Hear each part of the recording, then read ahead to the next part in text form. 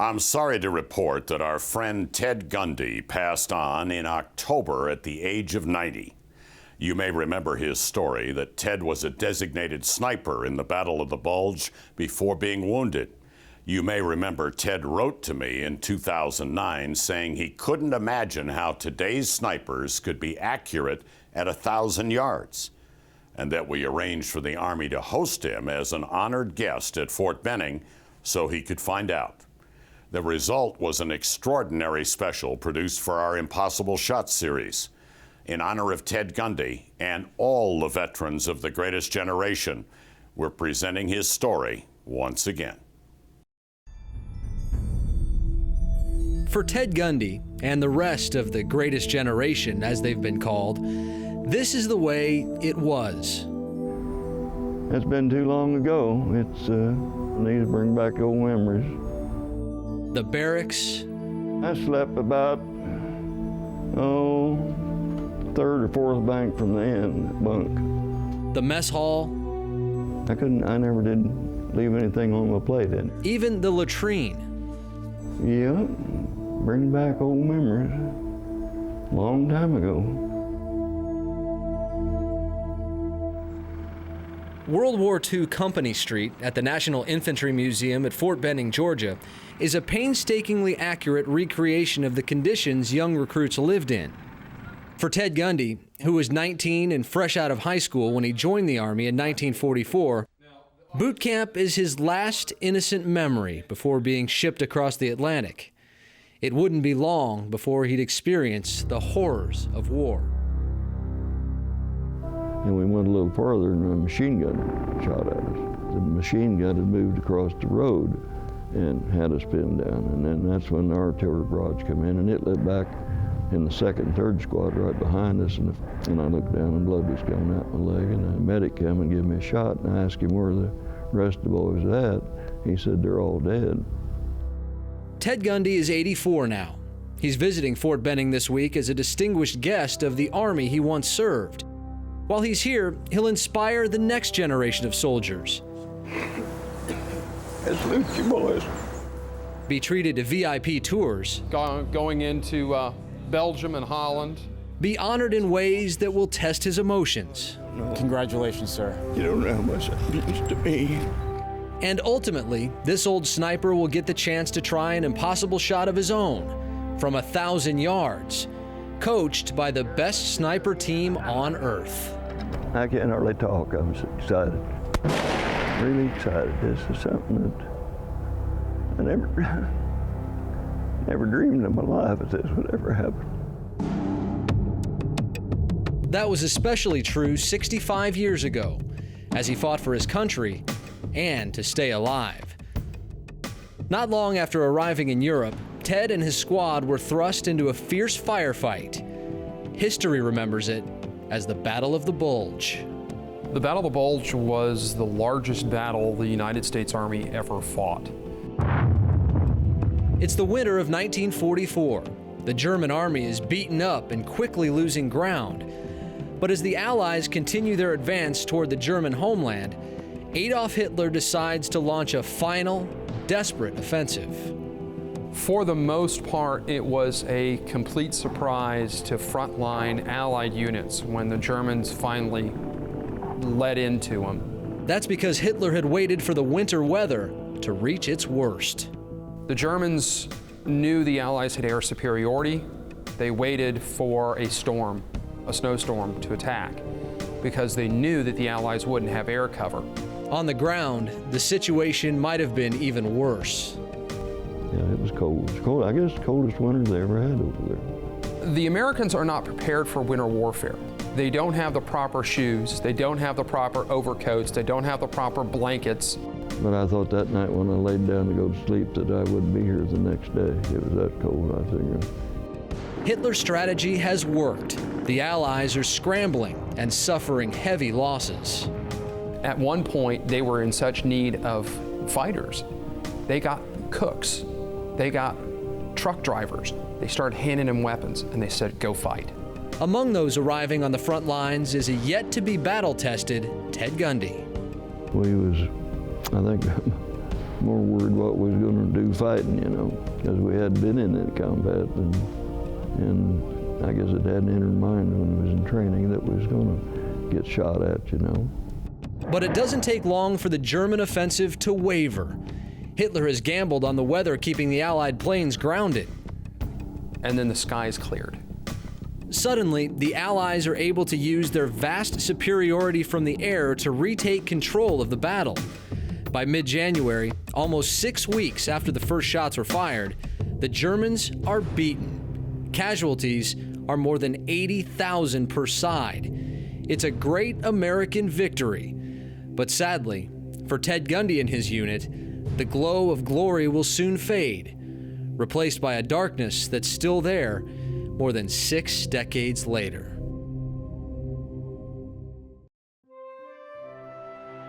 Ted Gundy was an Army sniper when he finally made it into battle that cold winter of 1944.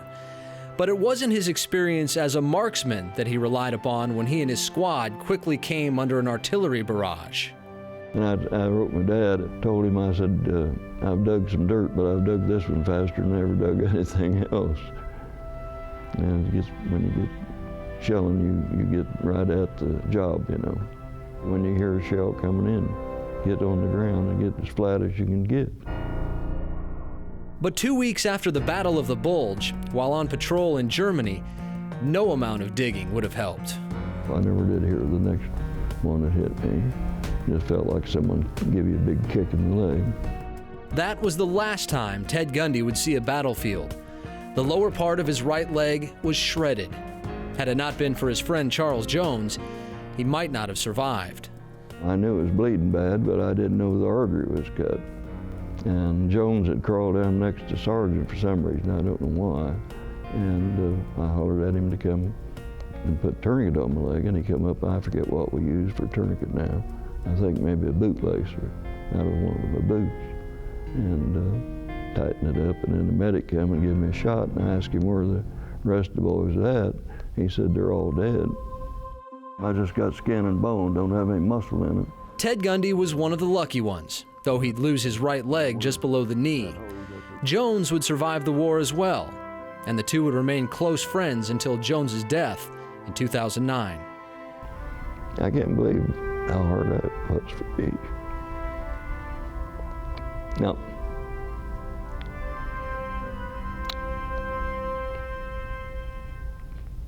You can't believe how hard you miss somebody.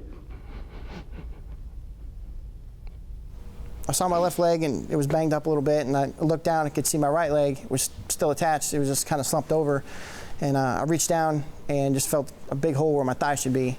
Back at Fort Benning, Ted Gundy has found someone he can relate to. Got a leg above the knee. And that. Sergeant Josh Olson's story is eerily similar to Ted's.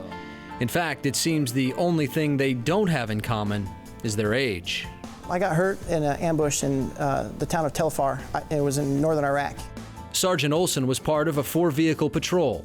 I was in the lead vehicle, and the first RPG hit the back of my Humvee. We got out, returned fire. About 90 seconds later, a second rocket was fired. In that split second, everything changed for Sergeant Josh Olson. I got knocked down, and first I thought I just got shot in the body armor, and I just thought the wind got knocked out of me. So I tried to kind of stand up and walk it off, kind of like I did in football. And for some reason, my leg wasn't working. I didn't know why. Much like Ted Gundy almost 60 years before him, the artery in Sergeant Olson's leg had been severed. Saving the leg wasn't an option, and living a full life was now up to him. The very first time I ever put a prosthetic on was when I realized that it kind of really sank in, and was like, okay, well now I have to rely on, you know, this titanium, this aluminum, that this is how I'm going to be able to get around for the rest of my life. 6 years later, Sergeant Olson couldn't be doing better. He stayed in the Army, and today competes in international rifle for the elite Army marksmanship unit. Meeting Ted Gundy only helps. It makes me feel good knowing that, you know, you're as seasoned as you are, and you still walk around on a prosthetic. That gives me hope, because there's some days I don't want to wear mine, and I'm like, can I do this for the rest of my life? And you're doing everything that you know you possibly can do. That's it. You're doing 100%, but you can't do it quite as good as guys both legs. sometimes you can do it better too. Theirs are a pair of lives on parallel planes, separated only by the eras they served in and sacrificed for. They called you guys the greatest generation. They call my generation the next greatest generation. Yeah. That's big shoes to fill. We hope we're doing a good enough job. You're doing a good job, and then you're doing what we did, what we had to do, and you're doing what we were going to have to do. Yep. I think he can outrun me.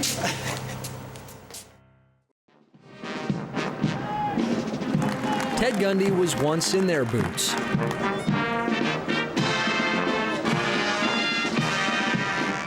Today, he's been asked to speak to the Army's newest class of infantry on graduation day at Fort Benning, Georgia.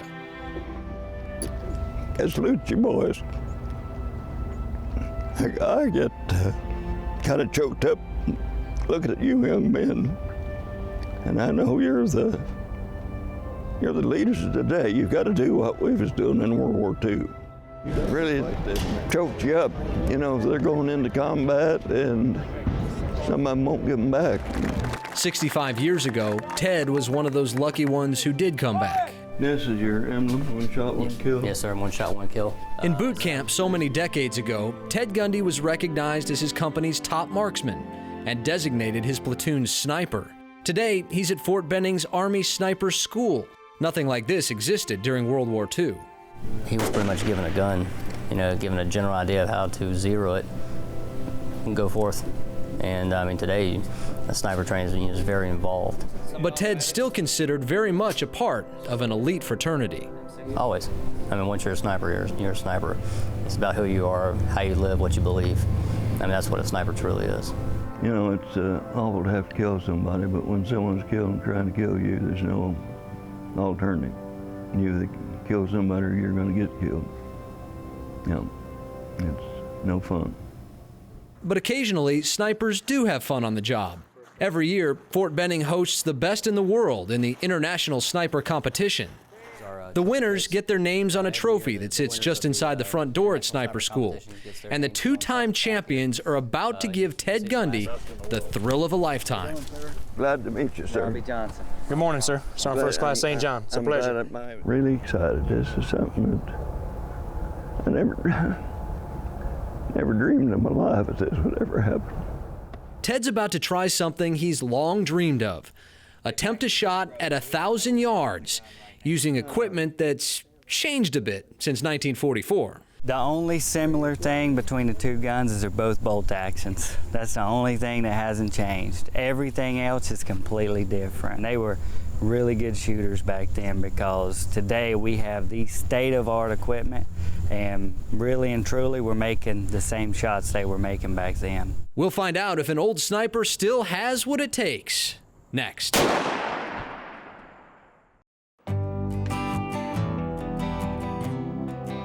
Once a sniper, always a sniper.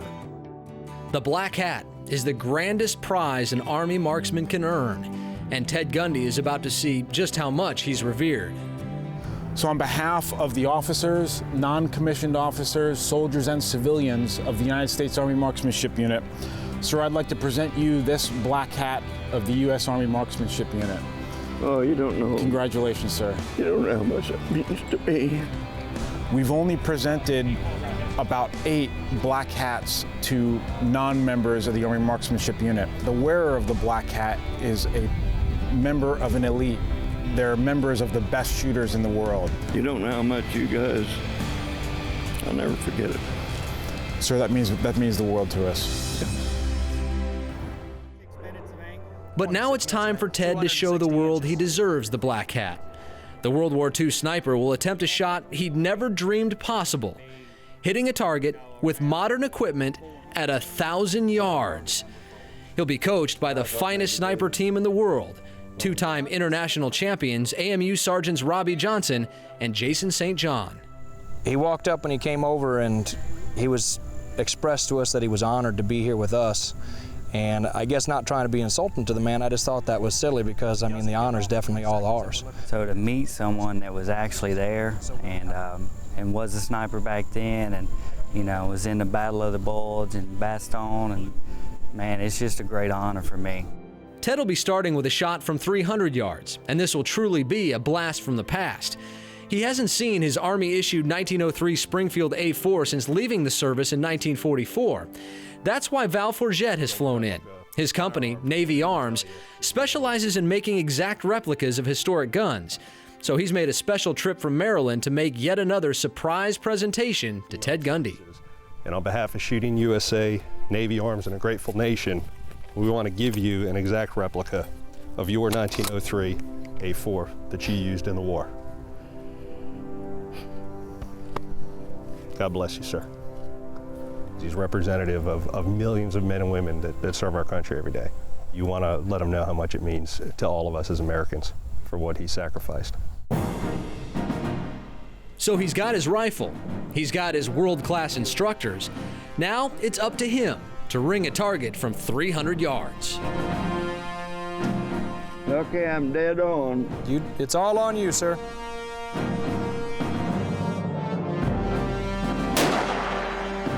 Damn, good, yeah. The first shot's good.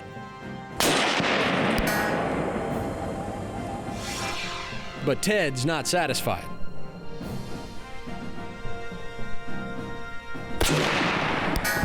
That's 3 inches below center mass and 3 inches left. You want to go one more, you can try to hit that gong. You just barely missed the gong. So one more shot from 300 yards with a World War II era rifle at a dead center hit.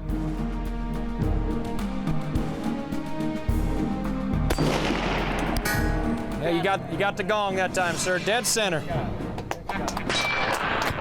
But you walked him right up, 1, 2, 3. You couldn't ask for any better performance. So you take direction better than my partner does. I don't think so. And now he'll have one more chance to take direction. The next shot is the one he's been waiting for, 1,000 yards. I couldn't even dream in 1,000 years how you would do that, how you'd even see a human that far away, you know. So you're anxious to find out? Yeah. He'll have the latest technology on his side for this one. The 03 Springfield is replaced with the AMU's custom Remington 700, one of the most accurate rifles in the world. Modern-day snipers also have the luxury of working in teams. Sergeant Johnson is the shooter, while Sergeant St. John is the spotter. Weather conditions, environmentals as they call them, are the key to calculating the perfect shot. For every mile an hour of wind that we're looking at right there, we're moving the bullet 10 inches. And once the calculations are made, it's up to Sergeant Johnson to take the shot. And then he'll say ready, and then I'll tell him I'm ready by telling him to send it. If he doesn't get it off in 3 seconds, then we're looking at major changes possibly in environmentals, and so we would have to restart. Robbie, go ahead and give me a light half to a heavy quarter. Favor towards that heavy quarter though, okay? Send it. And that one was 1 inch right of center and about 3 inches low. Ted Gundy has been watching intently. If you'd like to shoot down, we'd be honored to have you shoot our rifle, sir. Okay. This is the moment this old veteran has been dreaming about, trying to put a bullet on a target at 1,000 yards away. I hope that I can hit the target, but I would, if I was betting money, I'd bet 9 to 1 that I don't. But that's a long, long way. It is, but he's got the equipment, he's got the instruction, and perhaps most importantly, he's got the experience. We have so much respect that those guys could take the rifles back then and do pretty much the same things we're doing now. It's finally time for Ted Gundy's dream shot.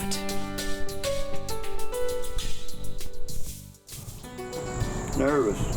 It's all right, sir. It's going to hit.